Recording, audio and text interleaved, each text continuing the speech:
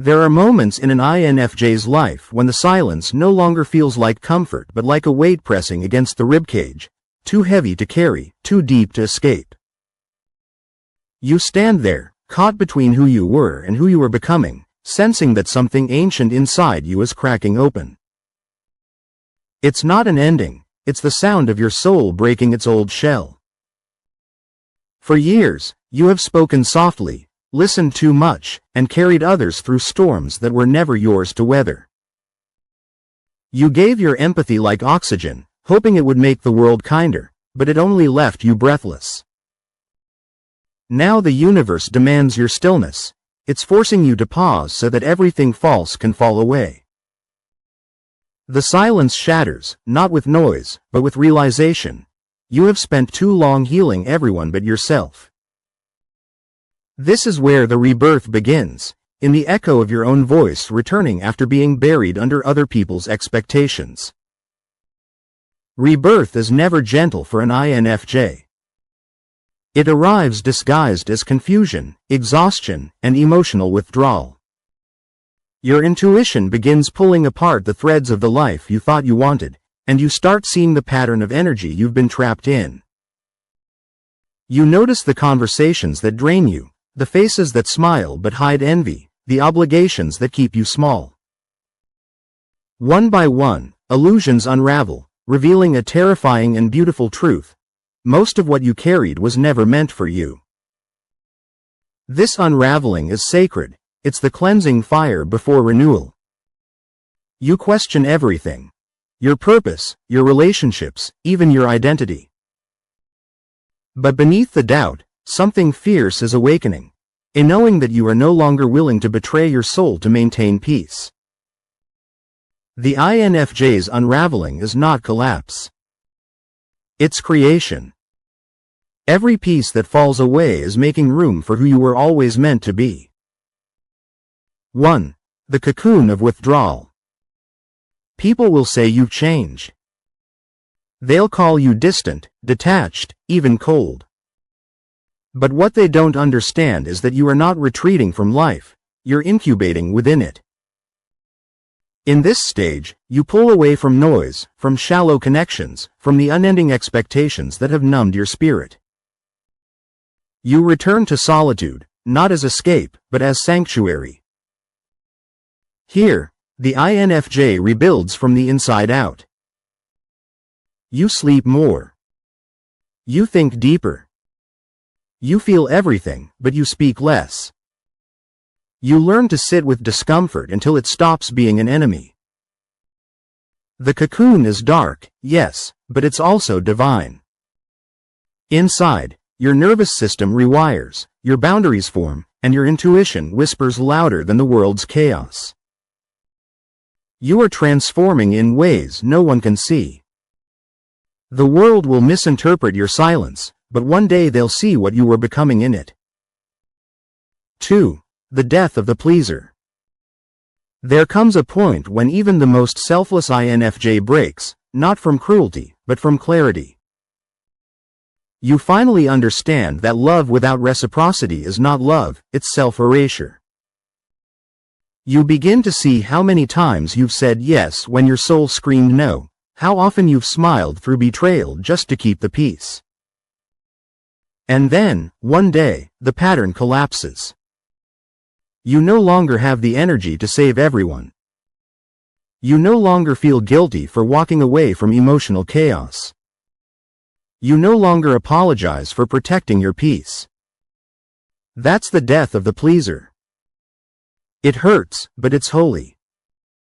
Because each time you choose yourself, the universe expands to match your vibration. This is when your kindness becomes power, no longer a tool for others, but a force that sustains you. 3. The fire of solitude. After the death of the pleaser, comes the fire. It's the purification stage, when solitude ceases to be loneliness and becomes liberation. You spend long nights with your thoughts, confronting truths that once terrified you. You realize that peace isn't the absence of people, it's the presence of self-alignment. You stop running from your sensitivity and start listening to it as guidance. In this quiet fire, you rediscover your creativity, the art, the words, the intuition that once made you feel alive. You start pouring energy back into yourself, and it feels foreign at first, almost selfish. But then it starts to heal you. This is the INFJ's sacred fire, the burning away of guilt, shame, and false humility. You emerge from it not empty, but pure, glowing from the inside with the light of someone who has finally met themselves. 4. The revelation of truth. The longer you walk in solitude, the more truth begins to unfold around you like a sunrise. You start seeing patterns that others miss, how energy moves, how intentions reveal themselves without words. This is when the INFJ's intuition becomes prophetic. You no longer need to over-explain, your silence becomes your discernment. You see people for who they are, and for the first time, you don't rush to fix or rescue them. Truth is heavy, but it's also liberating. It clears the fog, exposes motives, and calls you to authenticity. And though it can isolate you further, it also empowers you to live without illusion. The INFJ rebirth is built upon this revelation, the understanding that truth, no matter how painful, is always kinder than denial. 5. The awakening of boundaries. Boundaries are not walls, they are gates to peace. When an INFJ learns this, everything changes. You start saying no with grace. You decline invitations that feel like obligations.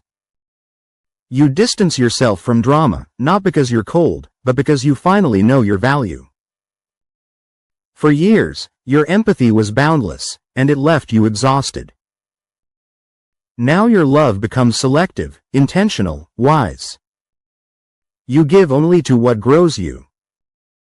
This awakening is magnetic. People sense your energy shift. Some disappear, others rise to meet your new frequency. Either way, you stand firm, radiating calm authority. Boundaries aren't cruelty. They are self-respect. And for the INFJ, that realization is revolutionary. 6. The return of inner truth. Once your boundaries solidify, something deeper awakens, your authentic self returns, steady and luminous. You begin to remember who you were before the conditioning, before the people-pleasing, before the constant emotional labor. The INFJ's rebirth is not becoming someone new, it's remembering someone ancient. You reconnect with your inner child, the one who dreamed without limits and felt the world in colors others couldn't see. You forgive yourself for forgetting. You reclaim your voice, the one that speaks softly but moves mountains. This stage feels like exhale after decades of holding your breath. It's peaceful. It's real. It's the homecoming of your soul. And as you align with truth, life starts aligning with you. 7. The reclamation of intuition. With your truth restored, your intuition sharpens like lightning through a storm. No longer muted by guilt or distraction, it speaks clearly, not in noise, but in knowing. You begin to see that your intuitive power was never a burden, it was your compass all along. Every hunch, every quiet feeling that once felt inconvenient now stands proven as sacred wisdom. You remember the times you sensed betrayal before it came, the moments your gut whispered leave when your heart begged stay.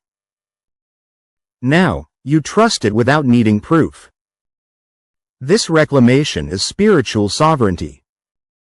You stop consulting the world for validation and start listening to the whisper inside you that has never led you astray. People call it psychic, you call it clarity. The INFJ rebirth begins to radiate here, when you stop doubting the voice that was designed to protect your destiny. 8. The anchoring of self-worth. For most of your life, your worth was tied to your usefulness. The comfort you provided, the empathy you offered, the calm you brought into chaos. But rebirth demands a new foundation. Now, your worth becomes non-negotiable. It's no longer something others can measure, diminish, or approve. It's something inherent, divine, eternal, immovable. You realize that saying, "I deserve peace," is not arrogance, it's awakening. You stop bargaining with your value and start embodying it. People who once drained you now fall away, not because you rejected them, but because you no longer vibrate at their frequency. This is the quiet magnificence of the INFJ rebirth. You no longer chase love, you radiate it from within. 9. The embrace of power. Power has always made you uncomfortable. You associated it with dominance, ego, or manipulation, things that violated your gentle nature. But now, you learn that real power is peace under pressure, compassion without collapse, vision without validation. You begin to command rooms not by volume, but by vibration. People feel your groundedness, your authenticity, your silent authority, and they listen. You stop dimming your light to make others comfortable. You start leading, not from ambition, but from alignment. Every decision you make now carries spiritual precision, guided by intuition and anchored in truth. The INFJ's power is never loud, it's luminous. It's the kind that turns chaos into calm and pain into poetry. And once you embrace it, there's no going back to smallness. 10. The calling of purpose. You've always known your life had meaning beyond the ordinary. Even as a child, you sensed the invisible threads connecting everything, the spiritual pattern behind people's pain, the quiet purpose behind your own.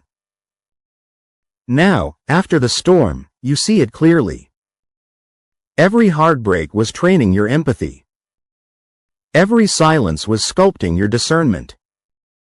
Every loss was purifying your mission. You stop asking, "Why me?" and start whispering, "Of course me." Because who better than an INFJ? A soul of both depth and light, to guide others through their darkness. You begin creating again, writing, mentoring, building, healing, not to impress, but to express. Purpose becomes the rhythm of your existence, and the world begins to respond.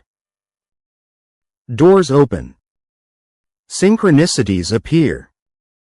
Peace follows you like a loyal shadow. Your rebirth isn't just for you. It's for everyone who will find their light through your example. 11. The radiance of alignment. Something extraordinary happens when an INFJ aligns fully with their authentic self. The universe starts to align with them. The right people appear. The right opportunities flow. The right moments unfold with effortless timing. You stop forcing outcomes. You stop chasing connection. You simply become, and the energy of your becoming draws everything meant for you closer.